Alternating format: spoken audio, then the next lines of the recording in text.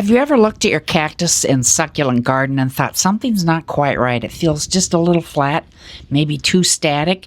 Everything looks healthy, but something's missing. Well, today I'm going to show you how gardens can benefit by adding color, texture, and movement by using non-succulent plants. And don't forget to stay to the end of the video so I can show you what plants I planted in this part of my garden. Now, this section of my garden seems to be doing just fine. I don't think it needs any help other than pulling a few weeds, and you will see those.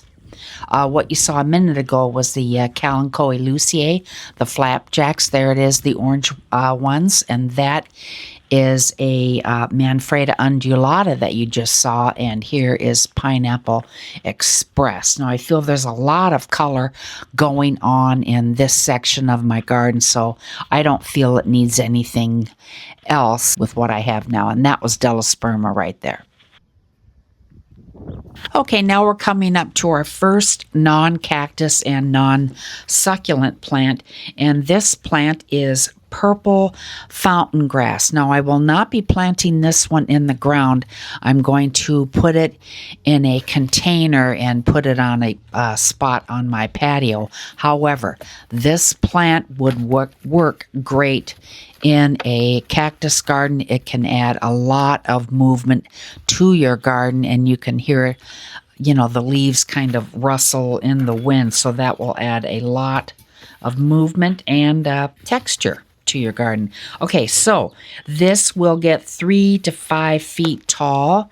It is very fast growing. Now, the first year of its care, though, you will need to water it regularly. Keep a good eye on it. But after that first year, it will be fairly drought tolerant, and the leaves will become purple, and the plumes will also get a purple-like color. Now, there are several other grasses that you could use in addition to the purple fountain grass. You could use a Mexican feather grass, or perhaps a compact blue fescue grass. It would be in mounds, and that would be a nice color contrast in your garden. And you could just check out your nursery for whatever other type of grasses that they have.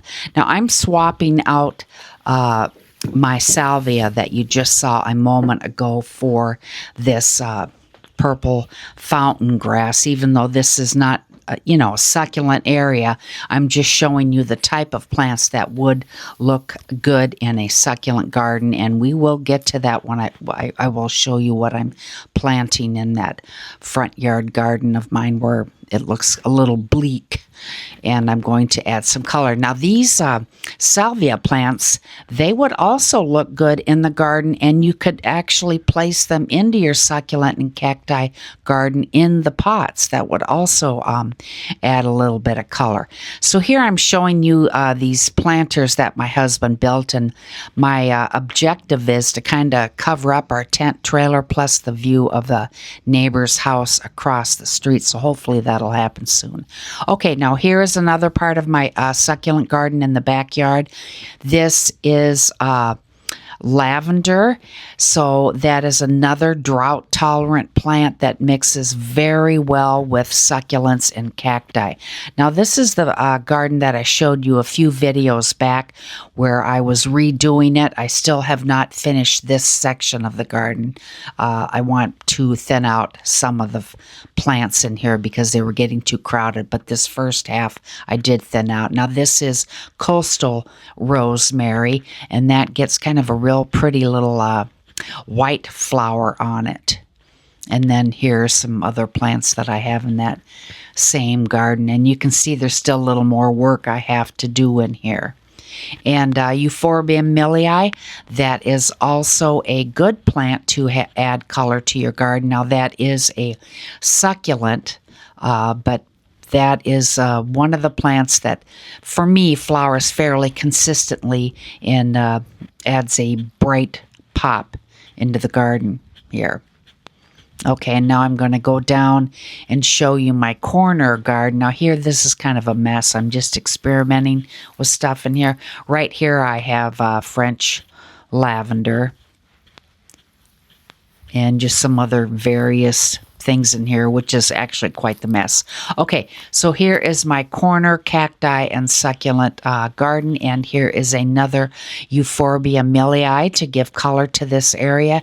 And this euphorbia, it is constantly in bloom. I just love it. I don't know if there's different types of variety of the euphorbia millii, but this one blooms all the time for me.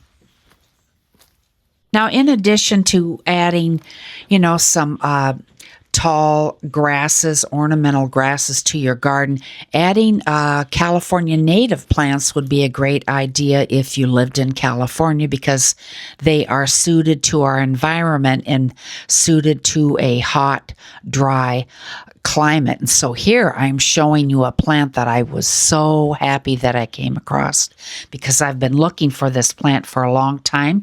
It is Calliandra californica, also known as the Baja fairy duster, and it will get 5 feet tall and 5 to 6 feet wide. Now it's very, very drought tolerant, and the bees, hummingbirds, and other pollinators just love this plant. And here you can see the seed pod that I'm showing you. Apparently they're fairly easy to start from seed, so maybe I'll give that a go sometime. But I'm really happy to have this plant, and I have not yet decided where I am going to put it. Now here you'll see in the corner there I have not in the corner right here, baby's breath, or I think it's called baby's breath. Let me check here. Oh, it's pink breath of heaven. Sorry, not baby's breath. Also known as Coleonema pulchellum. And this is Monterey rose.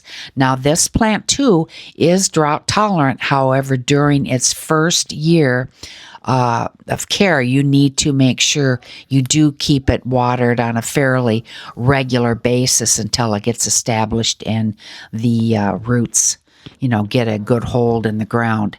So that one will be going out front. And there's another look at the ornamental grass there, that purple fountain grass.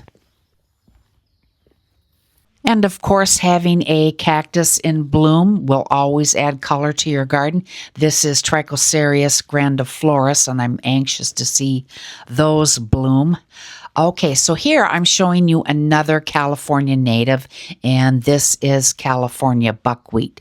And the bees absolutely love this plant, and so do the birds. Now those flowers will kind of turn to a brownish rust color, and then you can see here I have a lot more that will start blooming here in this plant. And here is a Hesperaloe, also known as red yucca, getting ready to bloom. And this is a lime colored sedum. I can't remember what this is called, but that will also add some color to your garden. And back here is another California native plant. However, that one has slipped my mind, and that will get some real pretty little kind of rust reddish colored flowers on it. There's another shot of my salvia again. I think it might have some type of mold or something on it. I'm going to have to check into that before I put it someplace else. And here is the other salvia plant.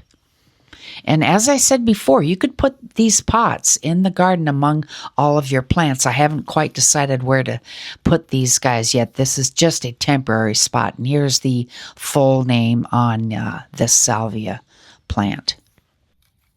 Okay, now here is one of the plants that I plan on putting into my front yard garden along the wall that I showed you. And this is Limonium Perezii, also known as the statice plant or the sea lavender, and these flowers are used quite often in flower arrangement. Now this plant can get 2 to 3 feet tall, and it is very, very drought tolerant. It likes full sun and well draining soil, and there's no need to prune or deadhead this plant. Just when the flowers start looking really rough, you could just cut those stalks off. Now here we have another drought tolerant perennial. This is white lavender and it can reach 2 to 3 feet high, and it blooms in the summer. It loves full sun and well draining soil. Now this one is a little bit thirsty. We are planning on, we're supposed to have some rain late tonight and tomorrow all day, so it'll get a good drink then, and it'll perk up and look a little bit better than what it is right now. But this plant does add a little bit of color and movement to this part of my garden. Now you can see this part needs more work too. I had a large cordyline in here that ended up dying. I didn't take very good care of it that first year like I should have, but we'll talk about the cordyline in a minute.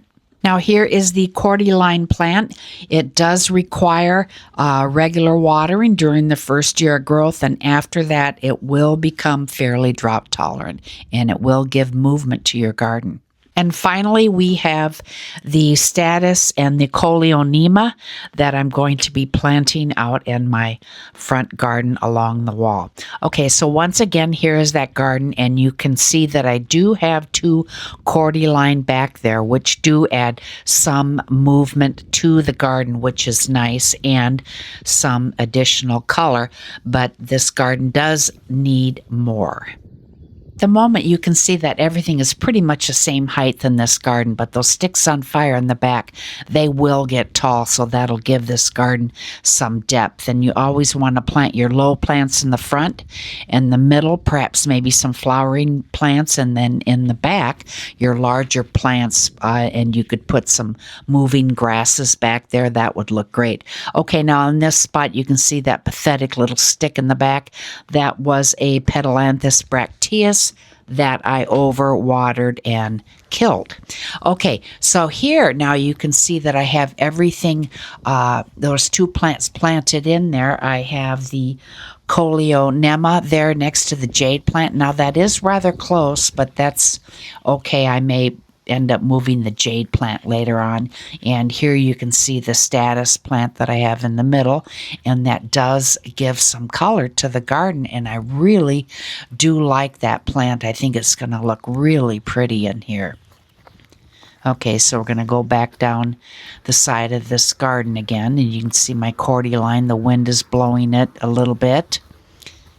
And we get to the end here where the other coleonema is and the statice plant. Now it's kind of a little pathetic looking back here. I need to put a little more mulch down and a few more plants in, but this is a start, and it gives some color to this area of the garden and some movement. And then here is another lavender plant that I have up front.